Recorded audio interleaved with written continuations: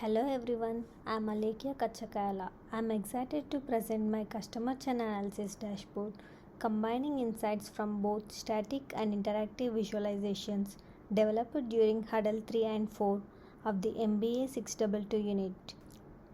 In the streaming industry, customer churn is a critical issue that directly affects business performance.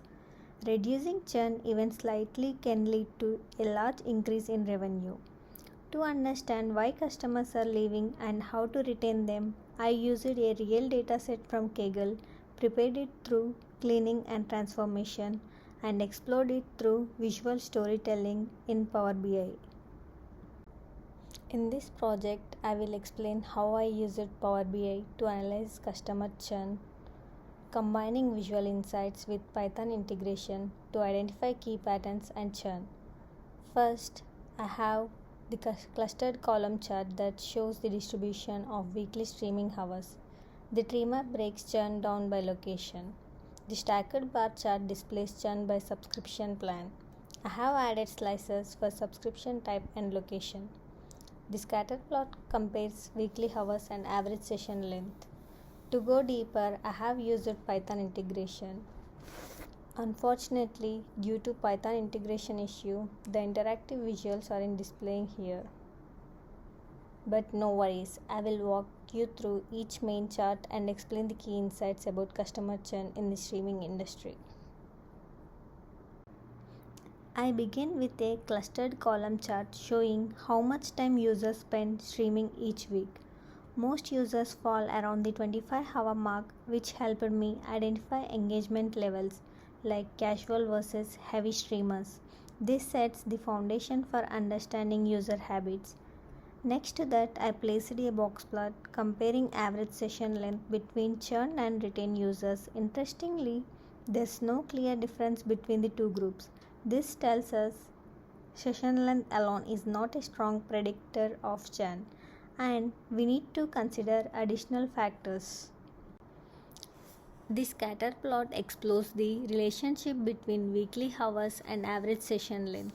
Although visually interesting, there's no clear separation between churned and retained users, which again shows engagement needs deeper analysis.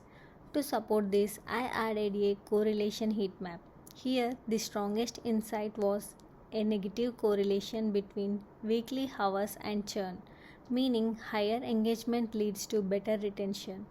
Other small positive correlation like contacting customer service or frequent song skipping hinted dissatisfaction. I used a stacked bar chart to show how churn varies by subscription type. Free and student users showed the highest churn, while premium users had better retention. This highlights how plan type strongly affects customer commitment. Besides that, I used a tree map to visualize churn by location. States like Georgia and New Jersey had higher churn rates, and many records had unknown location data, showing where data quality can be improved for better targeting. The turning point in this story was realizing that low engagement users on free or student plans are the most likely to churn. They have low platform commitment, making them key targets for retention efforts. The combination of plan type and usage behavior reveal the strongest signals. Based on the findings, I recommend targeting low engagement users with personalized suggestions or push notifications. Re-evaluating free and student plans offering incentives to upgrade or enhance loyalty. Expanding premium features since those users show higher retention. Improving location data quality to better segment users by region. This project helped me apply data cleaning, visualization, and storytelling techniques learned in MBA622.